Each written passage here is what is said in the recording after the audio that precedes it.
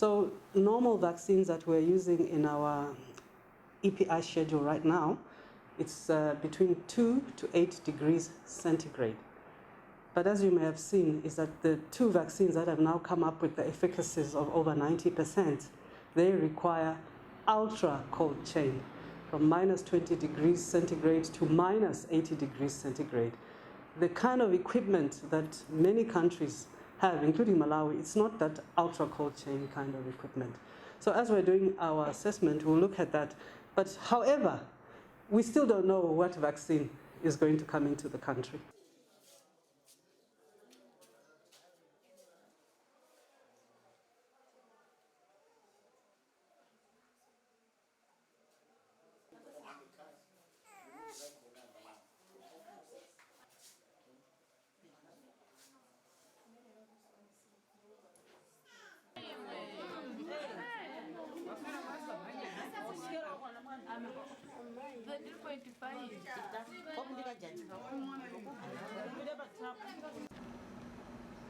Okay.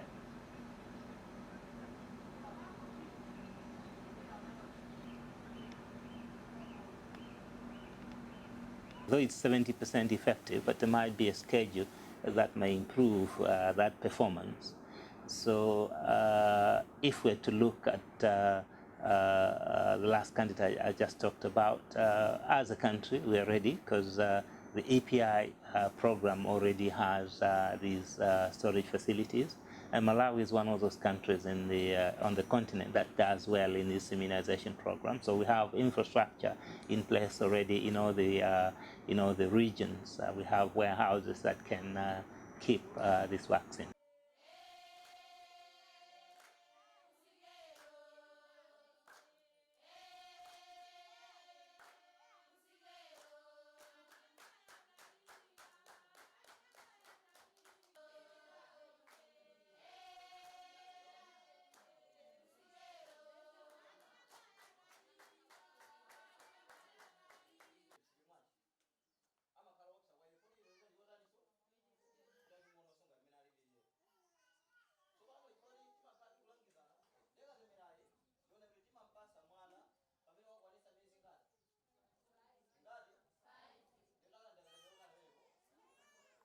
Katemera amene anafunika kanayambira konkuno kapena angomwaza dziko lonse chifukwa matenda awa sanasankhe mbali anayenera kosi ayambire pamodzi chifukwa akamba mbali imodzi ndiye kuti mbali nayo pamene azibwera anthu atatu.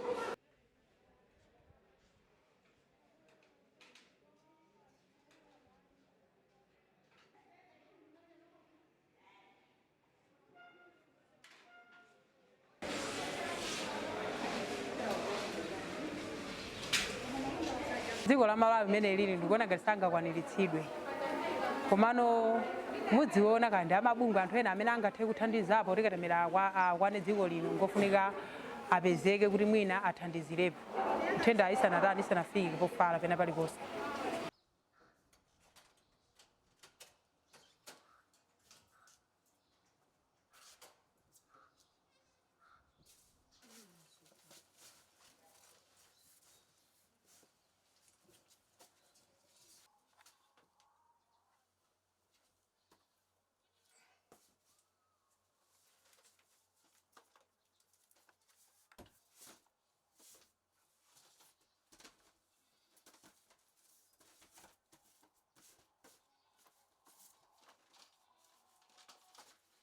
Any cold chain will need power, so we also rely on our electricity supplier, ESCOM, to make sure that they make the power readily available. I must say that in the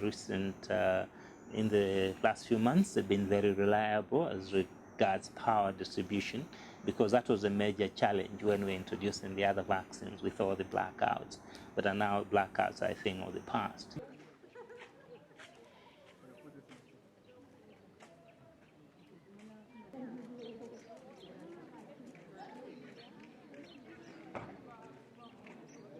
Tool that the ministry is working in compared to $1 billion. Look at you. WHO, our advice is that it should be frontline healthcare workers. And when I say healthcare workers, I don't mean just the nurses and the doctors. I mean the sweepers who work in that area, the cleaners, the physiotherapists, everybody who is a frontline worker at risk. And then the NITAG will actually give us the list of who that should be.